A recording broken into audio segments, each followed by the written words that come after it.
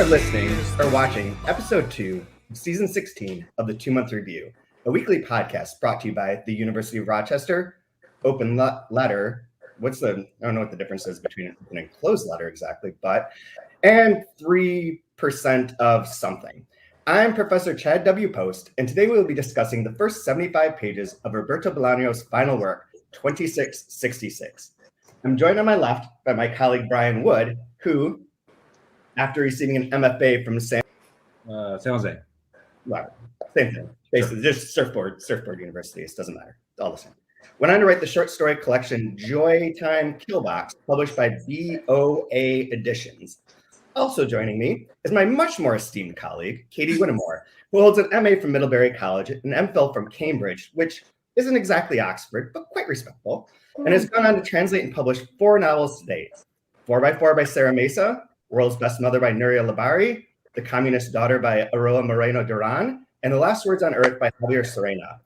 Plus, she has 5 novels slated for publication in 2022. I hope you both are doing okay this fine morning and prepared to engage fully and complete with the text at hand. It's our task as fine, upstanding academics to provide the riffraff with intelligent interpretations of literature so they can access the wisdom found within books.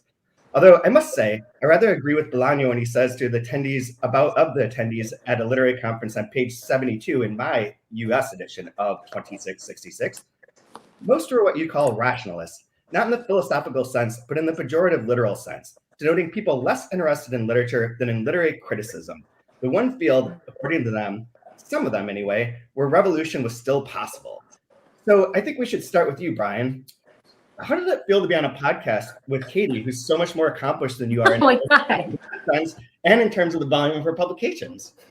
Well, thank you for first having me on, Chad. I mean, you barely made the cut. We should make this clear. I think it's par for the course. My wife has like 19 more degrees than me and publishes much more regularly than I do. So I'm actually right at home being around people right at home. Way better than me. So, thank you for keeping me comfortable, actually. You're welcome. How are you guys doing? I'm going to do a book about academics. Good, Professor Post. But the last thing I want to do is wear a fucking tie. So this is coming off. This makes for good radio. How are you today, Katie? I'm good. How are you guys? Pretty okay. I want to start with you, actually, because you are rereading this in English for the very first time since you read it in Spanish. And I wondered what you thought of the first 75 pages that we went through for today. I loved it. I'm loving it this time through as well. And I think that Natasha Wimmer did an incredible job. And yeah, I have read ahead. I have to have a very clear marker here in my book so that I don't give any spoilers because I'm just like, I can't stop. What's interesting is that we hit the spoiler. Like it wasn't intentional, but like one of the main spoilers is the last page that we were supposed to read for today, which is perfect. So works well. Brian, what do you think? This is your first time. I think it's funny because I feel like it's a book made for people that love books.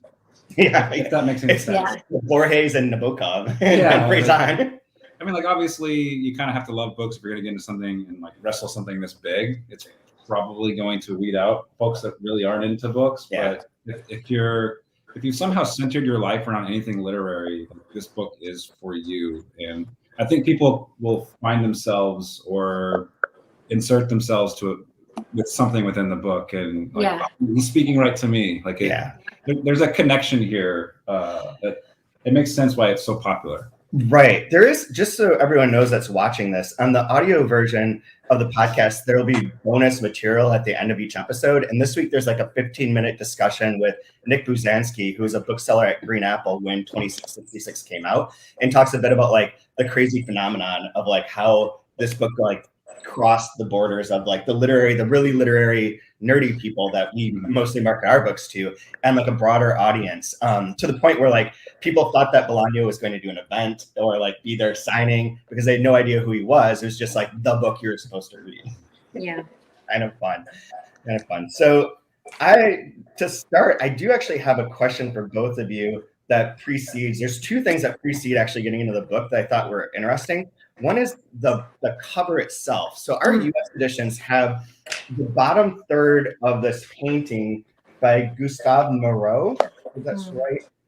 But yours doesn't, does it, Katie? What does yours have? This is mine. The British one is much simpler. Yeah. And much classier. And you don't have the Spanish one with you, but it's like woman, like a woman floating in a chair, right? In like a wasteland, which is very different as well. So I looked up. I didn't know what it was. Did you know what this was, Brian? No, art's bullshit. I don't look at art. Yeah, art and poetry. Honestly, art and poetry. Get out of here. No, I did not look it up, but it's very intriguing. I like it. So I looked it up. It's by Gustave Moreau. It's Jupiter et Semele. Sure. Okay, and he is a French symbolist who died in 1898. It depicts a moment from the classical myth of the mortal woman Semele, mother of the god Dionysus, and her lover Jupiter, the king of the gods. She was treacherously advised by the goddess Juno, Jupiter's wife, to ask him to appear to her in all his divine splendor. He obliged, but in so doing, brought about her violent death by his divine thunder and lightning. The painting is a representation of the, quote, divinized physical love and the overpowering experience that consumes Semele as the god appears in his extreme beauty, which has been called, quote, quite simply the most sumptuous expression imaginable of an orgasm. Oh. Another myth. Female orgasm, that's another myth. Whatever. Lies. Which isn't what I expected, but then reading that, it's kind of interesting. So mother of Dionysus dies through thunder and lightning brought about by Zeus/Jupiter as she orgasms. Cool. Okay, so that's something. And then Brian, you were talking about the opening quote. So the Baudelaire quote is an oasis of horror in a desert of boredom. And you wanted to point something out about this. So I'll let you turn over to you. Oh no, because I wanted to read I decided to read the full poem. It's a fantastic poem. Translated in English, it's The Voyage, but definitely worth checking out. But there's quite a few translations of it, obviously. Only a couple say boredom, the rest say ennui. Yeah.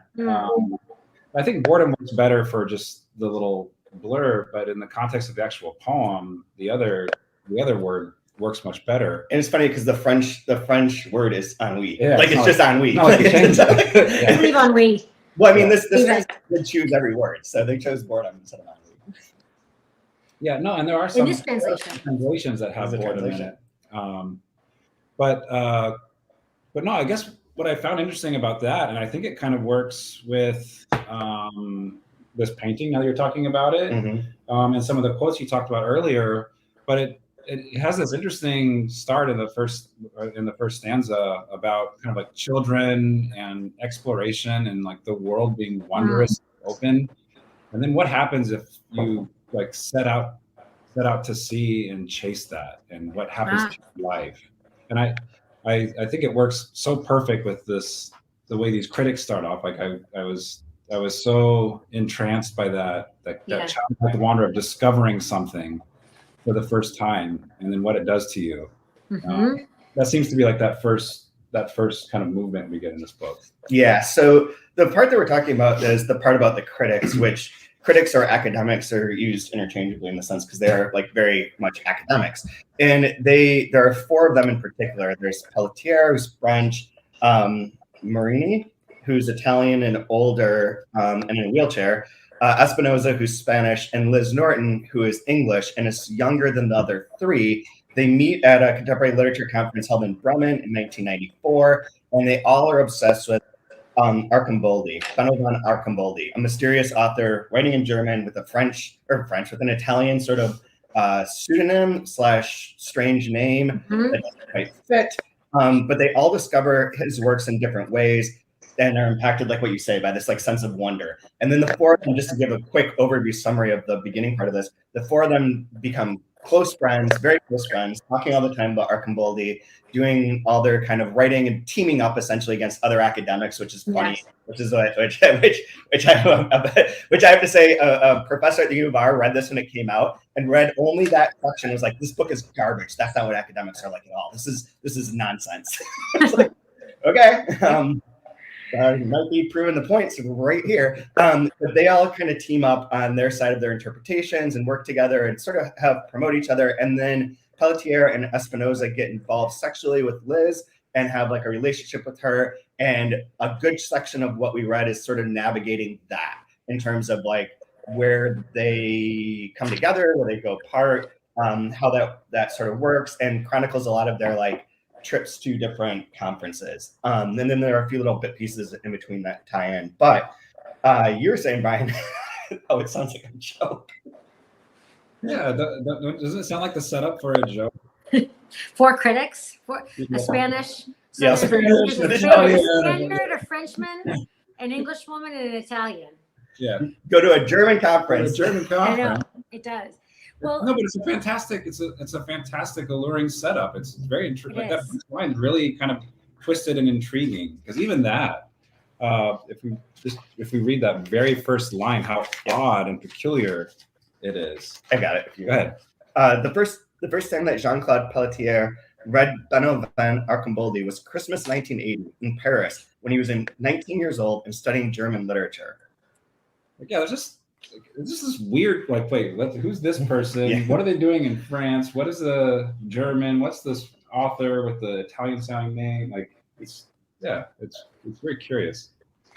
yeah, I think what I loved about what we've read so far is how, I don't know how he does it exactly. We could talk about sort of the narrative tricks, but he makes this sort of like back and forth, these little European jaunts for a conference or a congress for the weekend. And, the intrigue of the different camps and the theorists on Archambault. And he makes it like so compelling. And I want to talk a little bit about that, because I feel like there's like two layers of narration that are going on right from the jump in the book. And the first is sort of this tongue-in-cheek, kind of wry and almost sort of like condescending narrative voice toward our friends, the four critics. Yeah. And that's kind of fun and funny. And there's parts that are really, really funny. Like I was just looking at one where it was something about, they're talking about, the reception of Archambault's work in the different countries. And it was, I'm not going to find it now, but it was something, it was like a whole like part by itself. And it was like decidedly, poor reception in the United Kingdom or something. I forget what it was. Page 38, it goes through like the Spanish publishers and the rights to all the writers' books that are yet to be translated into Spanish were bought. And in this way, the Archambault Library was begun. In the British Isles, it must be said, Archambault remained a decidedly marginal writer. And it's just really funny. So there's these parts that are just very tongue-in-cheek and very funny. And then we start to get the sense of like, there's the darkness is gathering, and it's gathering around the lives of the critics, and it's gathering also, I think, around the figure of Archambault. So it's like, here's this great master. He's this sort of like unsung literary genius. They are doing their best to like bring attention to him. They're translators. There's some really funny little zingers in there about the poor pitiful translators. Yeah. But Archambault himself is like, you start to get the sense that he's this really, he's this mysterious character. Very few people have ever seen him or have met him. He's described sort of just like in terms of his physicality, that he's this sort of enormous giant of a man. He's described as wearing, like a Gestapo, like, long coat. Yep. And so you're like, okay, so we're going to start with the Nazi references, like right off the bat. Yep. And then there's building violence. And there's building violence, like I said, sort of in the world of the critics, in their personal lives and in their dreams. And then there's also this sort of nagging sense that like, there's something kind of strange about the figure of this writer as well. Yeah. How much, I think it's interesting that after last week, we talked about the kind of myth of Bolaño and the creation of his backstory. And that is Archambault here, of like, they know nothing. They sort of create ideas of him. They get like vague references. There's a bit where like someone writes a story or article for a journal where is simply like going through what tickets were bought or like what things they could actually The find. Serbs The article. the Serb, which is all The of the Serb. presentations of like the country things are funny because even I have to say, like, I don't care for Liz's last boyfriend or the whatever his name is that's in here. But when he's like, well, German literature is a joke, I was like, fuck yeah, you're right on, buddy. German literature is a joke. And they're like, what are you, just an ignoramus? Yeah, exactly. Let's take this outside. What's that? Step outside, yeah. They're like, you're just, an ignoramus. Let's take this outside. Well, on page 37 of the UK edition, it's this section about, I actually highlighted here and I wrote myth. And it talks about, the Archimboldians united this time, who, rather than being disheartened by the poor treatment that Archimboldi continued to receive, redoubled their efforts, galvanized in their frustration, and spurred on by the injustice with which a civilized state was treating not only, in their opinion, the best living writer in Germany, but the best living writer in Europe. And this triggered an avalanche of literary and even biographical studies of Archimboldi, about whom so little was known that it might as well be nothing at all, which in turn drew more readers, most captivated not by the German's work, but by the life or non-life, that's really interesting, of such a singular figure. So I guess, again, like that interest in the unknown, and this was something that I wanted to mention in the last episode that we talked about after a little bit, was the idea of like, who are the heroes of literature right now? And who are they? Are they hiding under rocks, or are they on Instagram? And so the idea that like what breeds this sort of like the fascination, the interest in the obsession is how little is known, about this figure, as opposed to sort of like just a constant, in your face of all the details of this person's life and what they're reading and what they're eating. And, and so I think that's kind of interesting too, to look at like, I guess our really contemporary moment, and how this is sort of like, this book is not that old, but it's old enough to sort of appear romantic in this way. Sort of romanticizing the figure of the greats. Of the great artists. That's sort of like solitary, mysterious. It sort of calls back to the idea of inspiration, of like the genius. It's very German in the sense that German authors and translators of German seem to take German authors as having been like not divinely, but like heavenly inspired, and like doing something that's beyond their normal capabilities. The person that, so contemporarily, I don't know of anyone that's like this secretive or like off map, aside from like Elena Ferrante, which we talked about in the bonus part of this, and Nick. And then the other person that comes to mind immediately, though, and is very related to this, is Thomas Pynchon. Right. A Pynchon of like there is so much myth about like where he was in California, what he did. His voice is on The Simpsons, so he's like, around. He did do like the trailer for Inherent Vice for the book that Penguin published. He read the copy and did the thing. So, and everyone's like, is that him? Is that him? You're always like trying to speculate, is this guy? I've met someone who claims to have ridden a bus with Pynchon and talked to him about it.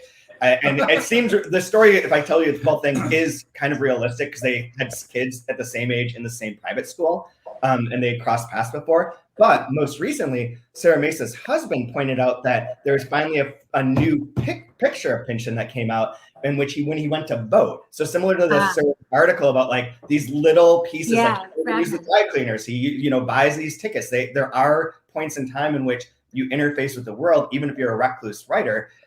Pynchon did it to vote, and of course someone's like, that's him. They saw this at the New York Post. He looks like a really old hippie with really crazy beard going on, like not what I was picturing at all. They'll blew up the myth. But yeah, the fact that there is a void at the center of their studies, that his biography is unknown. And I have to say, like in one sense, and you mentioned this in the show notes, Katie, and we can talk about it now if we want, is that it never feels like we have a full bibliography of Archimboldi. They're always like, and then there's this book, they find this book, this thing happens, this might be his last novel. It feels like it's uncertain as to like what his whole list is, or like what his books are and what they're studying. And I think that's kind of interesting too. So there's like there's like a hole in the center of like what they're looking at, which is reflective of this book as a whole. And it's teaching you from the beginning that that's the structure that Blind is working with, tying back to what you said about the thing that we read from his manifesto about the infrarealist being like this space, this black space that might have things inside of it that we don't see, but that are still there and still exert an influence. Yeah. That's one of my non-questions. Hey, thanks. Welcome to the 2-month review. Oh. Nice. Oh. No. Well, he mentions that in page 15, where it says, this is U.S. edition, but there's not much of a bibliography, but then it mentions that Germany as well, and the rest of Europe, and even the United States, which likes vanished writers. Mm-hmm. Vanished writers or millionaire writers. Yeah. Or the legend of vanished writers. Yeah. Mm-hmm. Like us. But I think, again, it goes back to what we were kind of saying at the beginning, where we see ourselves in the work and we're making these connections. We like making connections and we like figuring things out. And a vanished writer makes you unearth things and make connections. And that pursuit, I think, builds the myth and the lore where you keep wanting more and more and more. Yeah. Whereas like somebody like Franzen, for instance, where if they're there and you've got them and they're always talking and they're always available, you see them everywhere, it's kind of like, I read your one book, I'm good now. I don't want to see you ever again. Yeah. Right? Speaking of Franzen, I highly recommend the podcast Mr. Difficult that Alex Shepard runs, in which it's like a gag as to like what if Franzen were good. And also I want to point out that Franzen requested one of our books yesterday, and I mailed it to him without making a single joke or inserting anything negative into the packet. You just saved all your jokes and cruelty for right now. Yeah, I mean, he didn't ask us directly, and I think that there's a reason why. But like, nevertheless, What book? He wanted On Time and Water, of course. Oh, of course. Of course. Like, it's kind of like Birds in it. It does. Talk about birds and bird migrations and their habitats being Did you Oh mention the names of all those books? And there's a comment on here that the names of all of Archamboldi's books sound like they could double as Peter Greenaway movies, which is a good observation. The leather mask. Yeah, the leather mask. The of the something gardens. No, Railroad Perfection is my favorite. Oh yeah, Railroad Perfection is awesome. Railroad Perfection is awesome. And Bifurcatia Bifurcatus or something like that. That one is really fun too. Yeah. It should be here. So here's the complete works. I'll read the complete works to you because I have, and I'll share this in the chat and in the show notes. The Invisible Library, which Ed Park and Levi Stahl, two friends that are very, very brilliant, started and put together of like a running list of made up books that appear in other books. So Archamboldi's are Bifurcata. the Berlin Underworld, Bitzius, The Blind Woman, which is the first one that Liz Norton reads, the Arson Ball, The Endless Rose, The Garden, Inheritance, The King of the Forest, Lethia, The Leather Mask, The Lottery Man, Mitzi's Treasure, Railroad Perfection, The Return, Rivers of Europe, and St. Thomas. Mitzi's Treasure? All right. Is Missy's Treasure the one that they compared to the Marquis de Sade and that they get all pissy about? Oh, I don't know. I should be keeping a closer eye. What's that? Oh, that's really funny.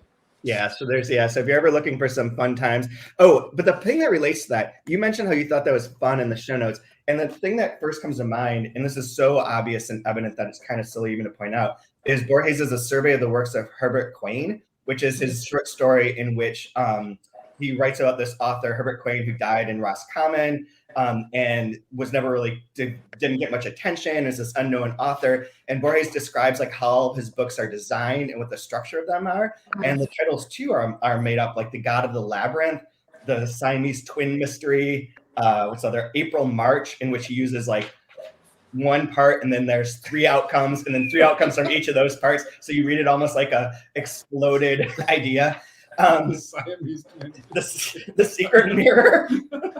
And what's the last one?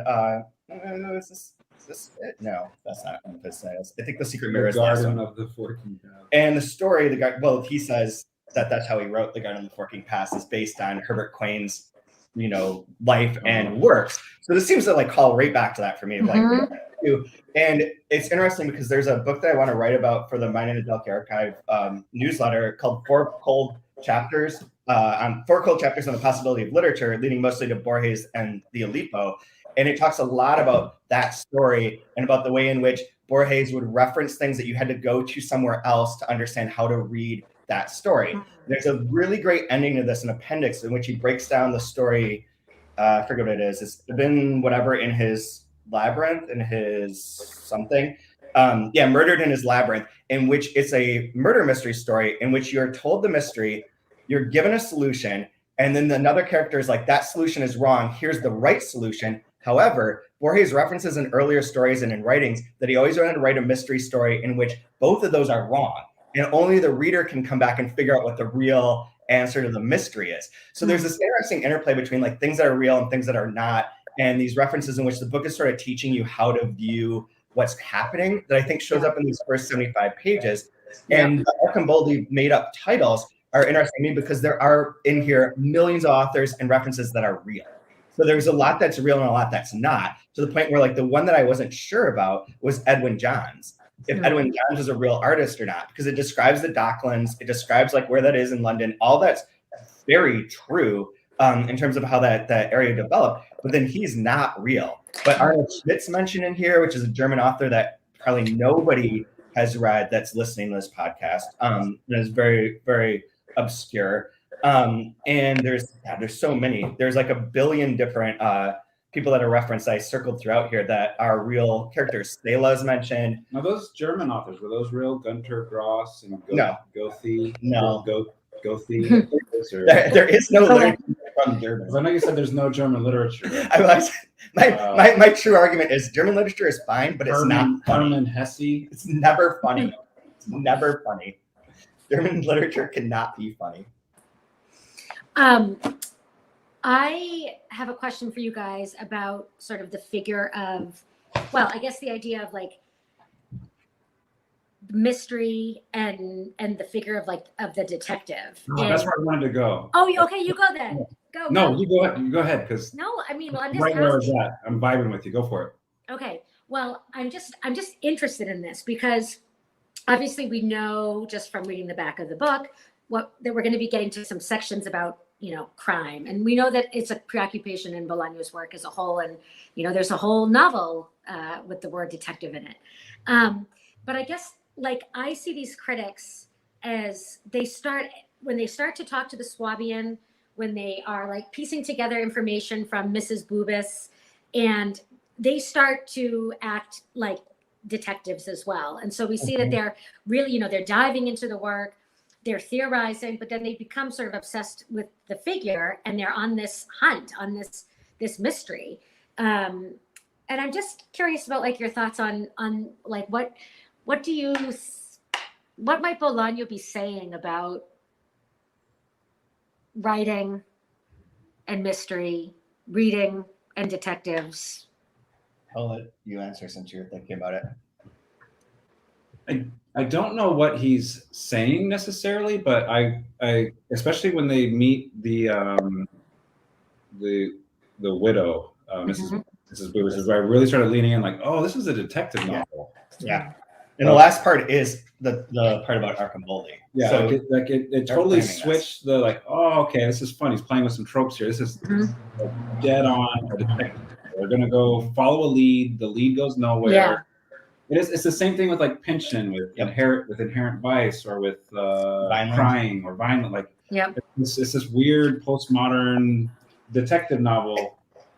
I mean, so many of those go back to like the detective novels of Borges and Poe, and like their idea that like one of the things I think is coming up in here is that the detective impulse, so the impulse to be a detective or to understand something, is inherent in so many things. And so it's in their intellectual endeavors of trying to figure out like the work itself, as if like with that part that I read as my fake professor, because I'm not a professor, about the literary criticism being where revolution can happen, ties in this academic belief that like by unpacking through a close reading of the text, we will illuminate something that will change things, which is a view that's not held by all academics and definitely not by like Moroni and people that I actually think of like that is more interesting, but that is the traditional English studies, is like to read close and uncover something. And I think that with the detective nature in this, it's set up that like you're never going to find the answer. Yeah. They're never going to, there's the void is there in that there's no illumination of that way. There's acts.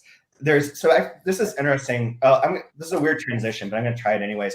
So Katie, you wanted to talk about the representation of Liz Norton within this. And I think that kind of ties in here. And I was editing this book Antagony this morning by Luis Guidasolo, which I've been editing for approximately 7 years and will never ever finish. And I'm this far away from losing my entire sense of self. But I hit this line, and I'm just going to read this. This is unedited. I just copy and pasted it because it was like the first thing I read.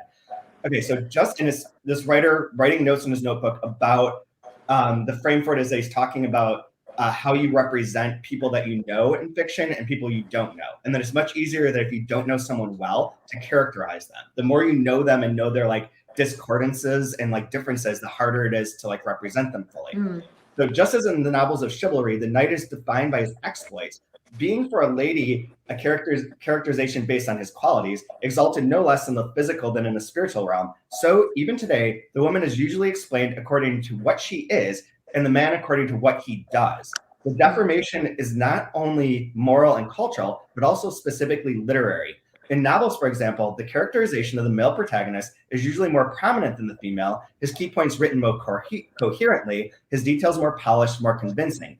To my judgment, this is owing to the fact that while the female protagonist constitutes the unmistakable object of the story, the male protagonist is identified rather more with the goal through which the author develops that story, the lens through which he offers us the various vicissitudes of its development.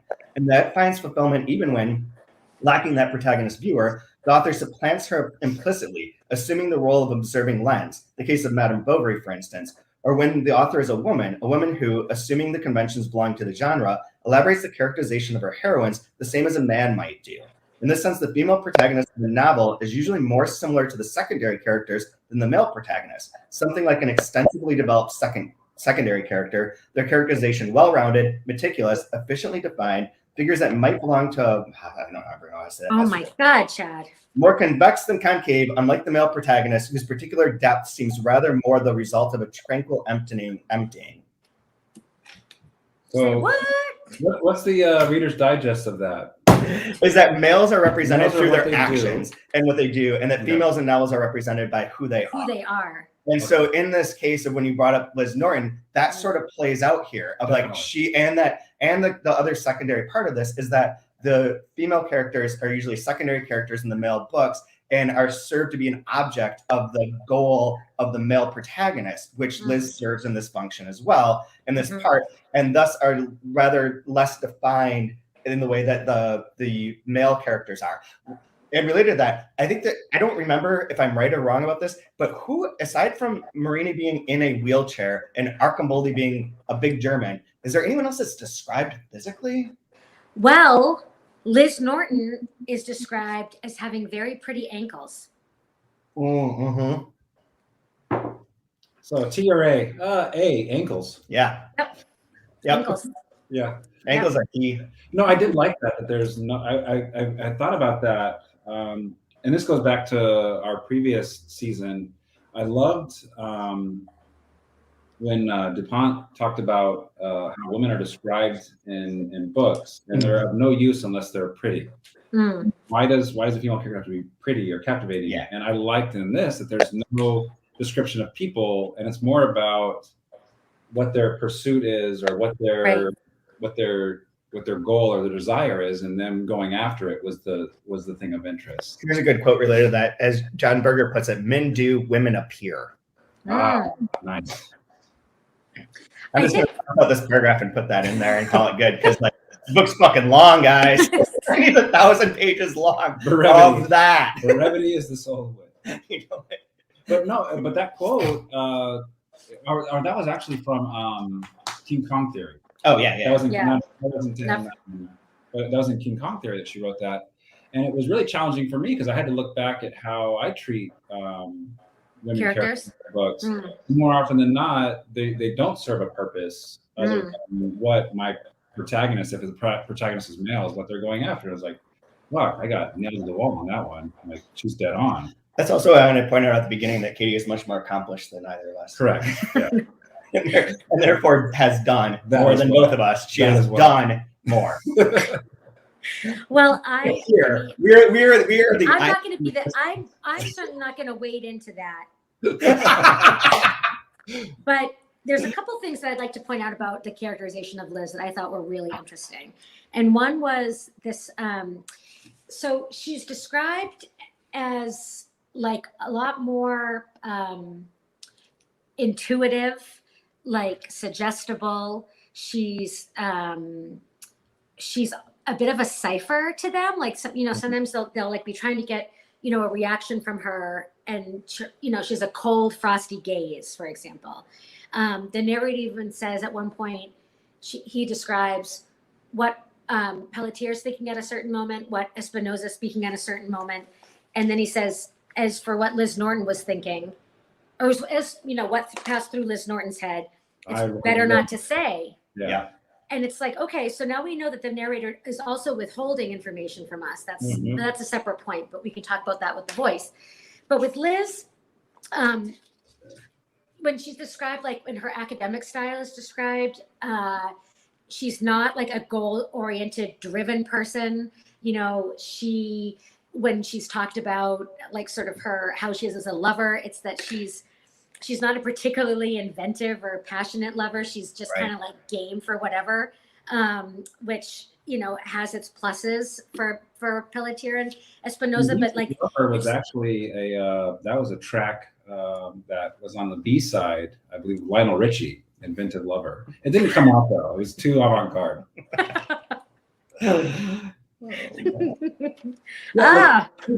Besides Archambaldi, there was one thing. Moriani, are we doing Pelletier or Pelletier? Well, we can just. And are we doing Archambaldi or Archambaldi? Archambaldi is how it's pronounced on the audiobook. Okay. I'll do it all wrong then. Archambaldi, Morini, Pelletier, and Espinosa had in common.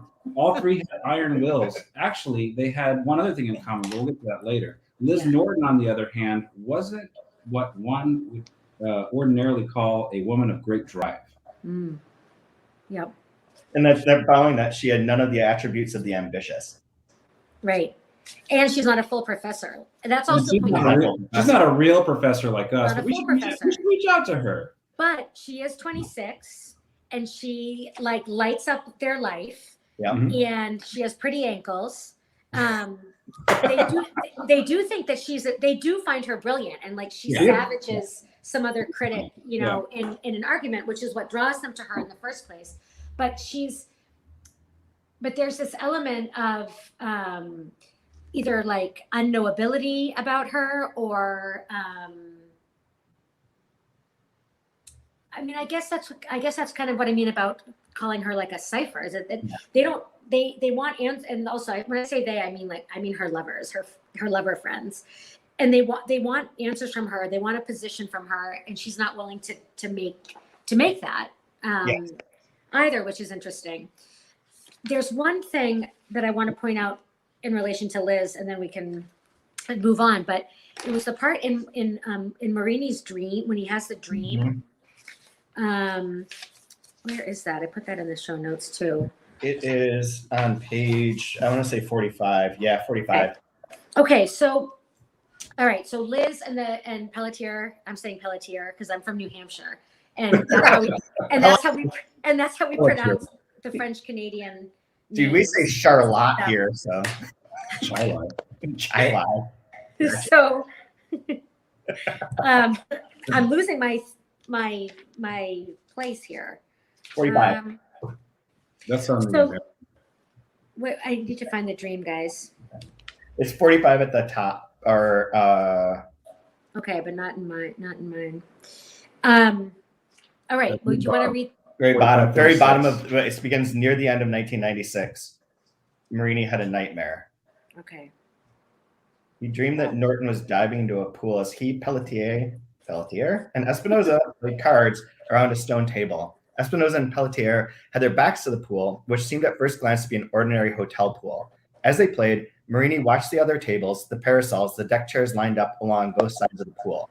In the distance, there was a park with deep green hedges, shining as if with fresh rain. Little by little, people began to leave, vanishing through the different doors connecting the outdoor space, the bar, and the building's rooms or little suites that Marini imagined consisted of a double room with kitchenette and bathroom. Soon there was no one left outside, not even the bored waiters he'd seen earlier bustling around. Pelletier and Espinosa were still absorbed in the game. Next to Pelletier, he saw a pile of poker chips, as well as coins from various countries, so I guess Pelletier was winning. And yet Espinosa didn't look ready to give up. Just then, Marini glanced at his cards and saw he had nothing to play. He discarded and asked for 4 cards, which he left face down on the same stone table without looking at them, and with some difficulty, he set his wheelchair in motion. Pelletier and Espinosa didn't even ask where he was going. He rolled the wheelchair to the edge of the pool. Only then did he realize how enormous it was. It must have been at least 1,000 feet wide and more than 2 miles long, calculated Marini. The water was dark, and in some places there were oily patches, the kind you see in harbors. There's no trace of Norton. Marini shouted, "Liz!" Wait. Yeah, go. Okay. I don't know if we have to read the whole section. I thought that your section was in this part, but then I flipped the page. It wasn't. You just jumped right in there, and we have a long ways to go. No, but thank you, Chad, for setting that up so nicely. Thank you. So- Thank you. Yeah. I'll go fuck myself in the other room for a while. No, that's great because so here's the dream. Like it's sort of strange. You see the guy, they're playing some sort of game. There's different coins from different countries. Pelletier seems to be winning. Liz dives into the pool, and then Marini doesn't see her anymore. So he looks into the pool. He sees down deep in the depths a little figure, but he can't make out who the figure is, right? And it looks like they're trying to kind of scramble out. And then suddenly he feels this presence behind him in the dream. And it's a bad vibe. It's a bad presence. It's some sort of evil, and it wanted Marini to turn around and see its face. Okay, so he backs around. He carefully turns, and he looked into the stranger's face, controlling his fear, a fear all the worse for his dawning certainty that he knew the person following him, who gave off a stench of evil that Marini could hardly bear. In the fog, Liz Norton's face appeared. A younger Norton, 20 if that, staring so seriously and intently that Marini had to look away. Then who was the person at the bottom of the pool? Marini could still see him or her, a tiny speck trying to climb out, etc., etc. And then we have this reference to Gustave Moreau. It looks like a painting by Gustave Moreau. Then he swung around to face Norton, and she said, "There's no turning back." He heard the sentence not with his ears, but in his head. Norton has acquired telepathic powers, Marini thought. She isn't bad, she's good. It isn't evil that I sensed, it's telepathy, he told himself to alter the course of a dream that in his heart of hearts, he knew was fixed and inevitable. Okay, Go ahead. Yeah, no, go ahead. I want to tie this back because I hadn't realized I'd circled parts of that and read your reference to it, and hadn't noticed this until you were just reading it. But the reference to Gustave Moreau and Liz's juxtaposition here and the cover of this book seems to apply like the sense of like, we want as a reader, as an investigator, as a person to experience the divine. So we want to experience Zeus or Jupiter like fucking us totally. And we are destroyed in the process and yet give birth to Dionysus, the god of joy and all of that. But it destroys us. And there's kind of that idea with the Archibaldi detectiveness and with the sense of like even Liz, where you say she's a cipher, of wanting to know the full thing and have that full divine revelation. But the divine revelation is always dangerous. So what is it then what do we make here of this sort of, if we're just going to take that the dream is sort of some sort of unconscious, subconscious thought or feeling, and on Marini's part, like what is it about Liz that represents a threat or that is evil? Am I sticking with the same beat that I've had this whole time as my motif, is that she's unknowable to them. And that makes her a problem. And so like, well, it also relates weirdly to the part that you haven't mentioned, which is also like kind of creepy and unnerving, of where Liz is referred to as Medusa. Right. who's Yeah. mortal and bad and will destroy you. Like Right, her- and that's what that's what time. her friend Pritchard says to the other two critics, like, watch out, watch out for her. Oh, that misery line. Upon meeting her. Yeah. The misery. Suffering. Yeah. So Espinosa, flying back on the plane, is like, where'd it go? If he was only pursuing the mystery of Archibald, he would have been fine. Archibald, but no, Liz is there now. So Espinosa experienced something similar, though slightly different. By the time he was on the plane, he realized that she was the perfect woman, the one he'd always hoped to find, and he began to suffer. So he's the suffering Spanish academic lover.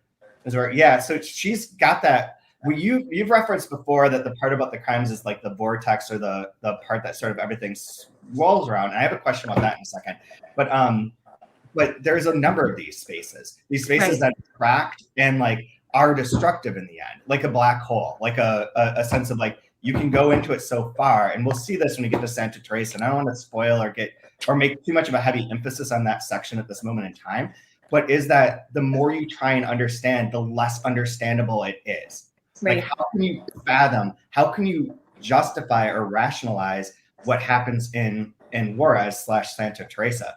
And related to that, there is a reference possibly to Santa Teresa, although I wasn't sure if it was the same or not. But on page 43, around this time, Marini was the first of the four to read an article about the killings in Sonora, which appeared in Il Manifesto and was written by an Italian reporter who had gone to Mexico to cover the Zapatista guerrillas. The news is horrible, he thought. In Italy, there were serial killers too, but they hardly ever killed more than 10 people, whereas in Sonora, the dead numbered well over 100. And I assume that's a reference to Santa Teresa, although it wouldn't match where Juarez is.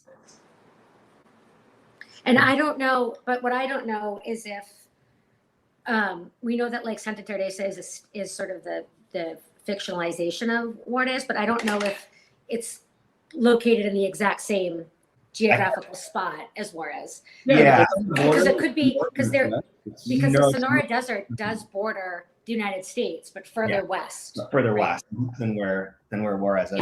Yeah, I assume that is, and it goes on to say that the reporter didn't really go there; she just reported on it. So it's like kind of an interesting moment of like a lead into what's going to happen later in a few different instances, but like is one of those like references to that pops up in here. We've been talking for a while. The one thing, what was I going to transition to? Dude, I'm sorry, I lost my train of thought because I was reading the comments. Don't know. Oh, I do know. The thing I didn't understand is the story from the woman about Buenos Aires and the horse races. I don't know why that's in this book, or like why it's in that section that way. Like we have the Schwabian saying like, I met Arcamboldi, he came to this place, we had this dinner with this woman who used to be elegant, and she's like went to Buenos Aires with her husband. He raced horses 3 times against this horse owner, won each time. The little kid was, I think maybe the reason it's there is that the last racer is like pissed and violent and is like wants to like destroy. And it's another instance of the violence that creeps up in here. But I just don't get that section. I don't know if I'm just missing something obvious or if it's not really important, but it was the first one I hit that was so long in comparison to all these other little short sections about the critics. And then you hit this and it's like, why this, why now, and why this long? This much detail about the story that then changes later. Is it just that it's that it might not be real and that the Schwabian is inventing stories the way that we invent stories to have things happen? But she asked in the middle, can you solve this riddle? And I thought it's interesting. I mean, I don't know if this is correct. I know that you've told me many times, don't worry about being right. You don't have to be right about There's no right. You can just say anything you want. Yeah. But something that comes to mind for me is Bolaño's location as a writer in Europe, but his condition, and he called it his condition of being a Latin American writer. So I think that this story starts to be the bridge for us to the action that will take place in on the other continent. Well, one of the other continents. This is just an idea. I mean, I think there's parts in this section where they talk about sort of like the Creole. So the idea, it says on page 20, my page 21, almost like down like the bottom quarter. And she even saw, this is the widow, the young widow in the memory, even saw a fountain in the park, a stone fountain, in the center of which, balanced on one little foot, a Creole cherub with smiling features danced, part European and part cannibal, perpetually bathed by 3 jets of water, etc. So the idea that we're starting to introduce that that violence is present everywhere, but there's a particular type of violence between Europe or the European, like colonizing. This to me is all like colonial. This whole section is so colonial, you know, and it's the little gaucho, and that she's like, oh, you know, you poor little lamb. It's the Germans that are going to, you know, to go on the ranch. So I think that's part of what's being done here is making reference to that trope, in a sense, like the European trope of like the savage new world and the colonies. I also think that I don't understand what is the riddle.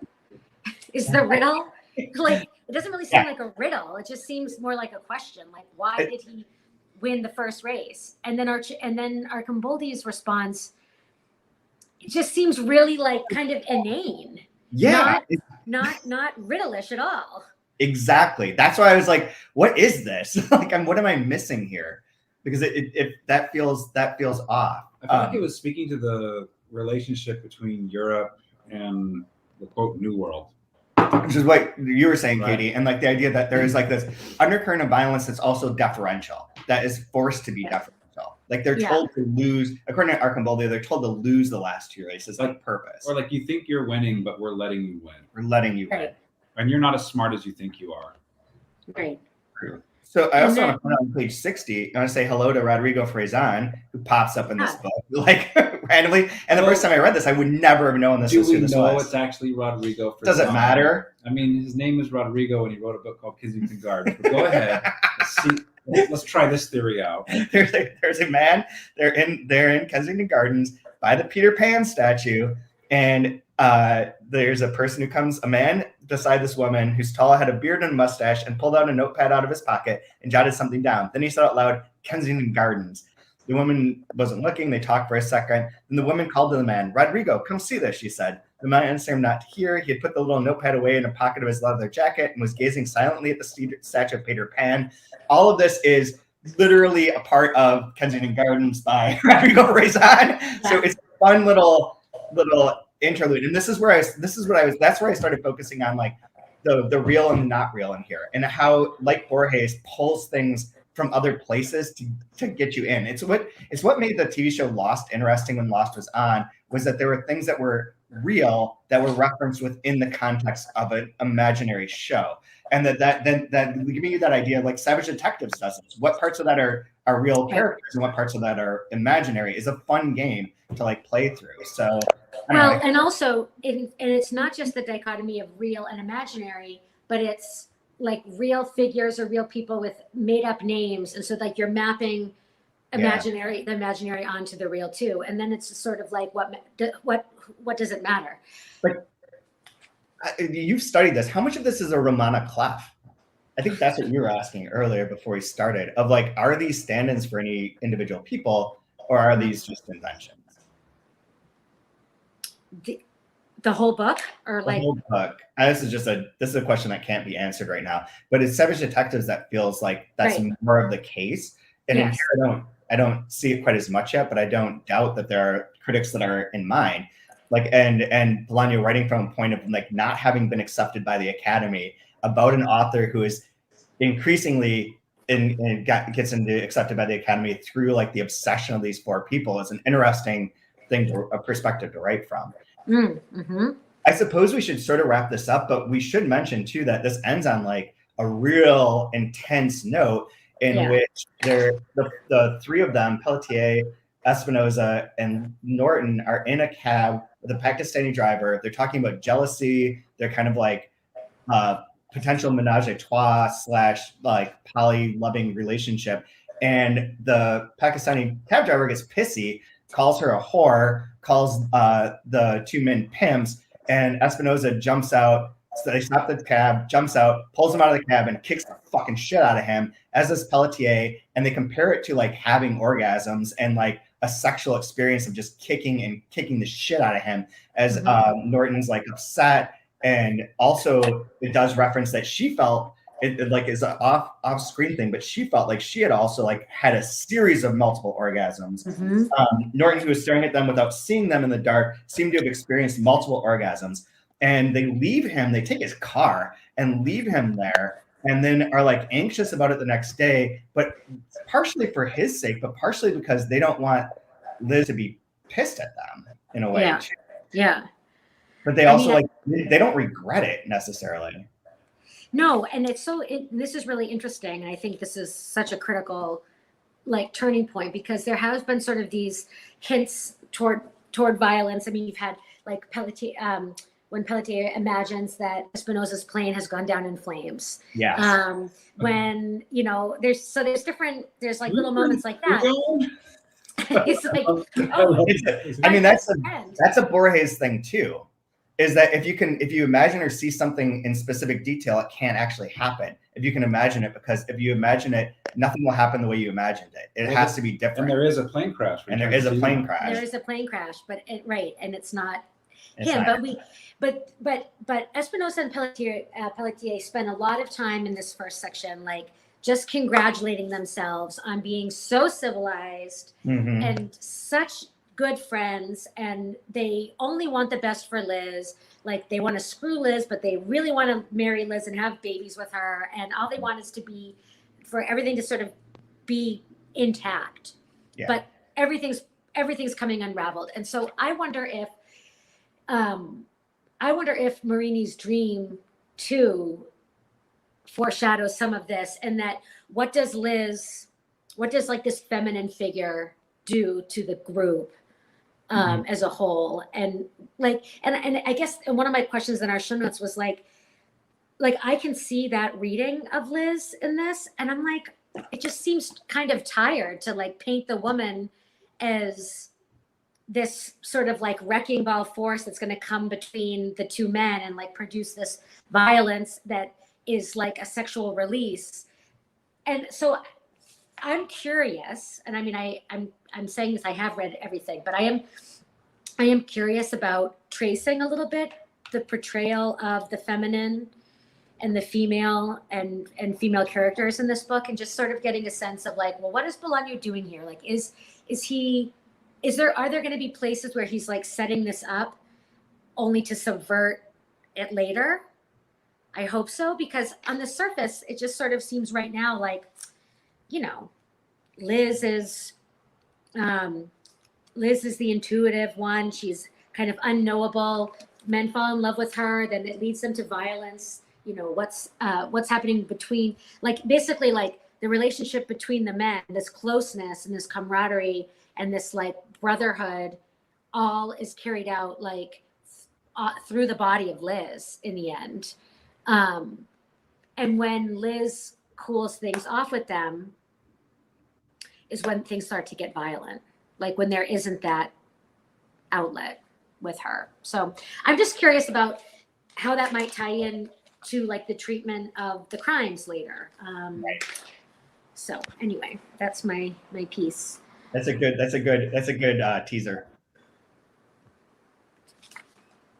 Yeah, he feels, it reads and it feels too smart for that. Yeah. Right? Yeah. Yeah, I know. I don't want to be disappointed if that's all it is. I suspect that it isn't. I agree. But like stopping on page 75, like if that's all there was, then you'd be like, like, okay, like we're going to reference like the Greeks and Medusa, and she's, you know, she's an angel, she's this, but she's also evil. And it's sort of like, okay, well, yeah, we've seen this before. Yep. So I'm wondering what will happen with that. Well, there's two. There's the like the Merry Maiden and the Scorned Woman. Mm-hmm. And she's a little bit of both to them. And the first book she reads is The Blind Woman. Right, as a divorcee, but also as a muse for them. Yeah.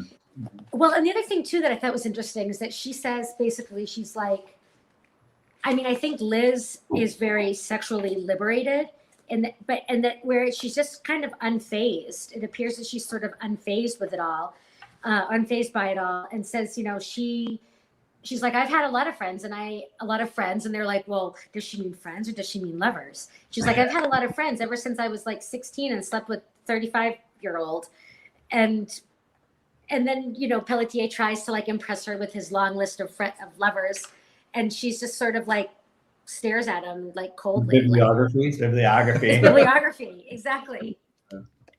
Bibliography. Oh dear. So, okay, so we can wrap up here. Do you have a favorite line? I didn't mark one this time. Does anyone want to go first while I sketch through? I do have one, and I'll Go find for it. it. Not a whole passage though. I don't want a big. I don't want to listen to you read for 5 minutes. Okay, it is kind of a long passage, but I'm gonna start. No, I'm just kidding. No, I know, but I want to start like on like the page before, like 4 or 5 paragraphs before, and just read all of that as well. Okay. Oh my God. Just Okay. kidding. I'm kidding. That's what you did. Okay. Okay, let's keep pointing out how I fucked that up, and just note that I can totally cut that from the audio version, and nobody will. No one's gonna know what's happening. Okay. I'm trying to find mine too, guys. Somebody else can go if they're ready. No. Okay. Here it is. Page 29. In a word, and bluntly, as they walked around St. Pauli, it came to Pelletier and Espinosa that the search for Arcimboldi could never fill their lives. They could read him, they could study him, they could pick him apart, but they couldn't laugh or be sad with him, partly because Arcimboldi was always far away, partly because the deeper they went into his work, the more it devoured its explorers. In a word, in St. Pauli and later at Mrs. Bubis's house, hung with photographs of the late Mr. Bubis and his writers, Pelletier and Espinosa understood that what they wanted to make was love, not war. Solid. All right, here's mine. It's on page 43. God, hurry.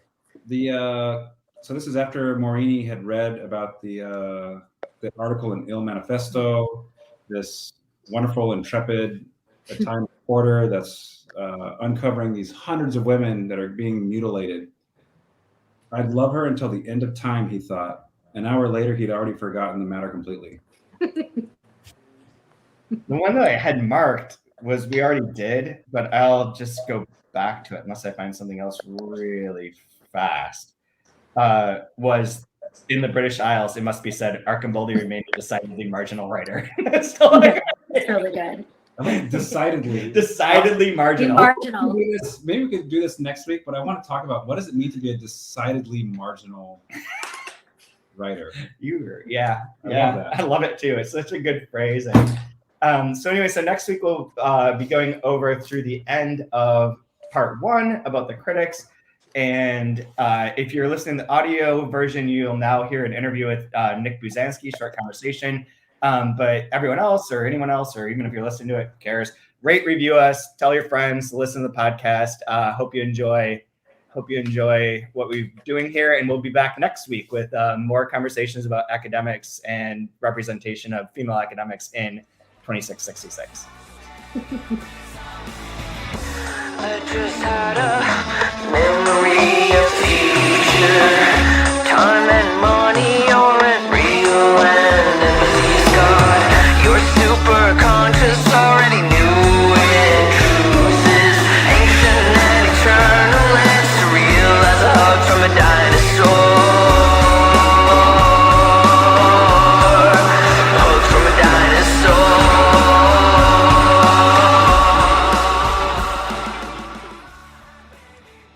Okay, we're joined now by Nick Buzansky, bookseller at Books Are Magic, who is also a bookseller at Green Apple Books in San Francisco when 2666 came out. Hey, Nick, how are you doing? I'm good. How are you doing, Chad? Pretty good, hanging in there. So we were talking about this last night, but you got a galley of 2666 as well at BA, and we're at Green Apple at that time. And I'm just curious what you what your impressions were. Because last week on the podcast, we talked a lot about the kind of hype that came out of Bolaño, out of 2666 and Savage Detectives, but how it really made him like a household international literary star. But I was in publishing at that time and no longer at the bookstores. And I'm curious about that perspective of what it was like for you on the front lines, working with a book that's like both considered extremely literary and also like quite popular. Yeah, I mean, it was weird. I mean, the success of Savage Detectives was kind of comical because, you know, he had passed away. Yeah. And, you know, I'd read a lot of the shorter works that had come out from New Directions for, you know, a while before that, and I loved them. And then by the time it was like 2666, I mean, the crazy thing about that was just how big of a name he had become, considering, you know, that he, you know, had died, and, you know, he was on you know, it lofted him to this level that like you hadn't seen since like Gabriel Garcia Marquez as far as like translated literature. Yeah. And then, you know, FSG just rolled with it, you know, and they put out the hardcover and the 3-volume slipcase set. Mm-hmm. But I just remember everybody like scrambling to get copies of the arcs. Yeah. Which in those days wasn't as hard. I mean, you know, we used to get lots of arcs. You know, these days, not all publishers are putting out as many, but. Yep.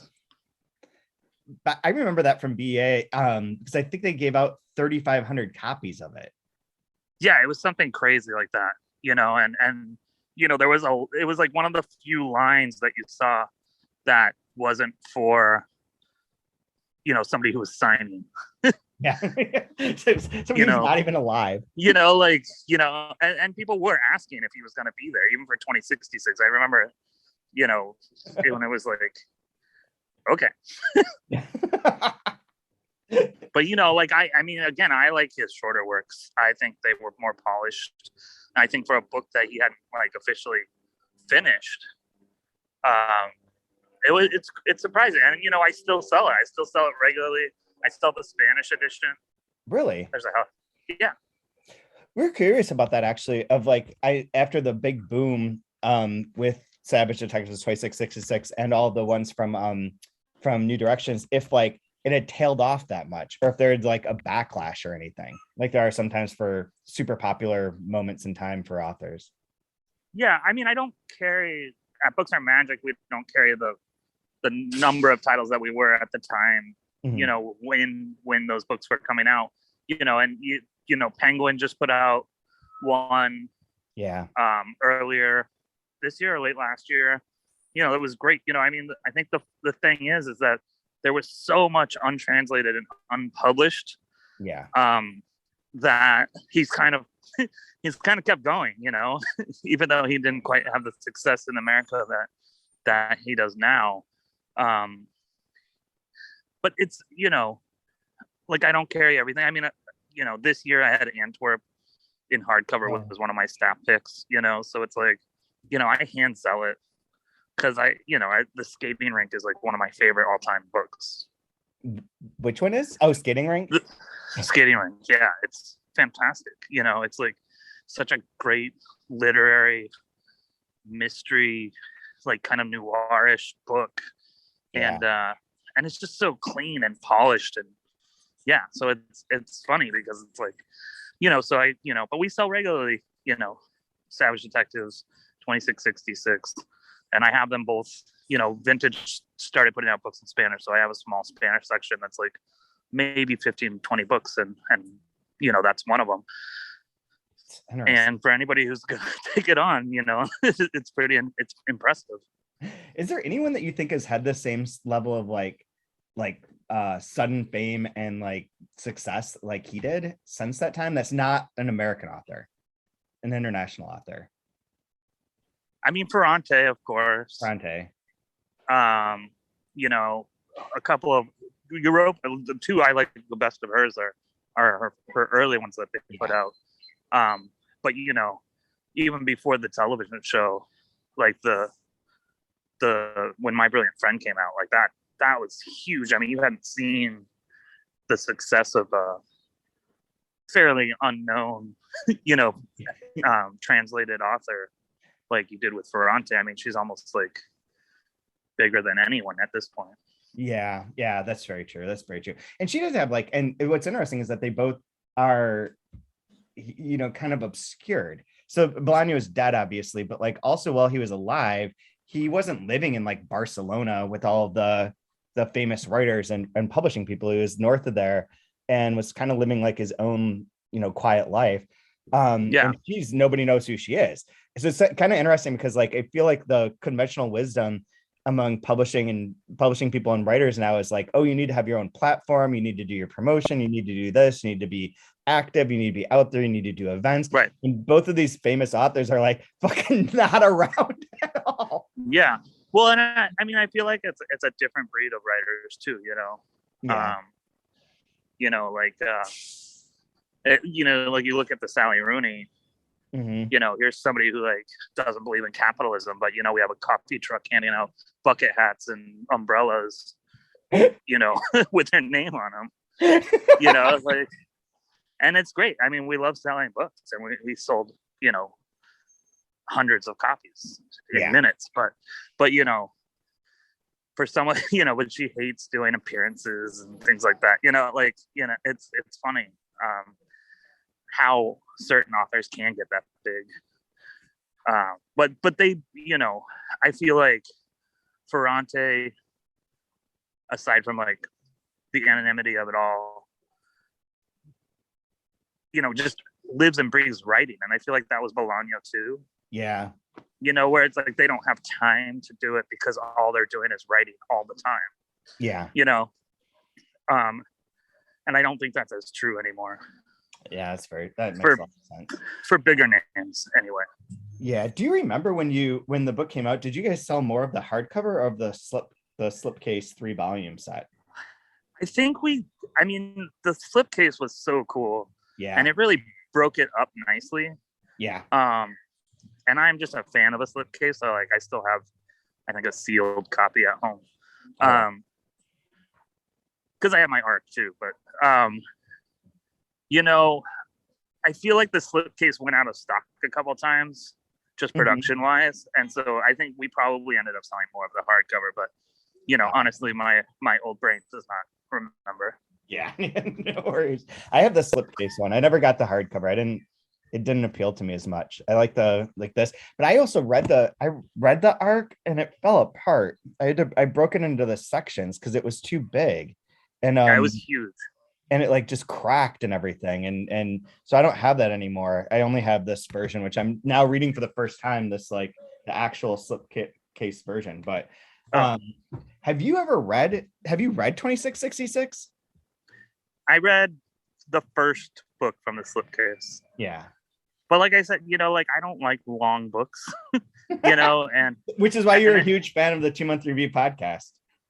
Yeah, exactly. You know, so for me, it was like what I love about Bolaño, and there are millions of moments of this in 2666, but like what I love about his shorter fiction is like it's polished, it's clean, it's dark, it's literary. Yeah. And that and Savage Detectives in 2666 were just so expansive. Yeah. Savage Detectives I really love, just like trying to do the research on what was real and what wasn't. Yeah. You know? But there's just times when I'm like, oof, this is long. And you know, but it's also something that I can go back to at any time, you know, and just read because you know, it is what it is. Exactly. And that's the whole point of this podcast, to go through it slowly.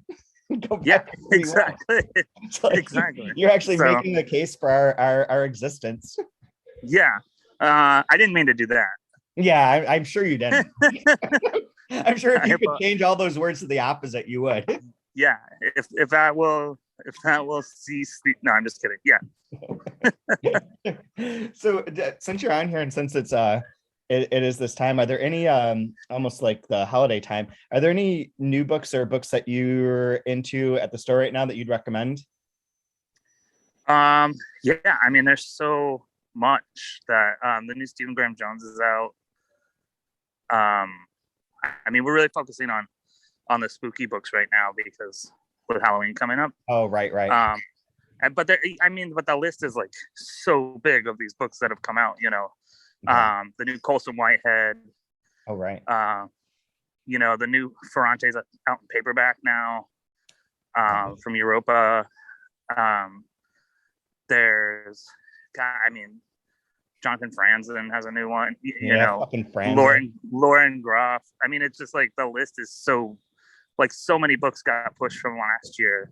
Mm-hmm. And then still in the spring because they wanted to do in-person events. So like I feel like everything's coming out now. Yeah. But there's the shelves and tables are gotta be just packed with awesome stuff. Good stuff coming out of Tin House, New Directions. Yeah, I think it's gonna be a really busy, crazy holiday season. Assuming anyone can get anything shipped anywhere or printed. Yeah, exactly. Except that the supply chains are messed up. Except for that part. Yeah, we have 2 books that were supposed to ship last week that have been delayed till next week still. So yeah, exactly. It's annoying, but yeah. So you should read Last Words on Earth. Put that on your pick because it is Bolaño adjacent. Okay, I will for sure, man. And that I think you'll like. It is much shorter. It is not a long book. But anyways, is there anything else you want to add before I let you go about the Bolaño phenomenon? Did you guys ever do? Actually, I have a question for you. Did you and Sparks ever do a video about Bolaño for the Green Apple YouTube video? Yeah. We did. I don't think we did a Bolaño one. Oh, if you did, I'm hunting. That I can remember. I will link to this in the show notes. I try not to search those out anymore. I'm gonna link to this in the show notes, but everyone listening needs to watch Nick and Sparks and everyone from Green Apple do these videos. I know we did Running Away, the 2 songs from Dalkey. Oh, right. That was a pretty good one. Yeah, that was like an antidepressant commercial. If you read the book for 2 songs. This is great. Seriously, anyone listening, you need to watch these. They're so funny and so unique, and I don't think anyone's ever replicated that. And it is like you guys were like TikTok before TikTok. Yeah, we regret it. Anyways, and well, good luck to the Giants tomorrow. I hope they win. Thanks, man. I know that this will be out after that has been resolved, but for the moment in this little time travel loop that we're in, that game is about to happen, and I hope that the Giants kick the shit out of the Dodgers. Thanks, man. I appreciate it. Absolutely. All right. Good talking to you, my friend. Take care. If not yours, my baby ran a blazing 40 laps around the sun.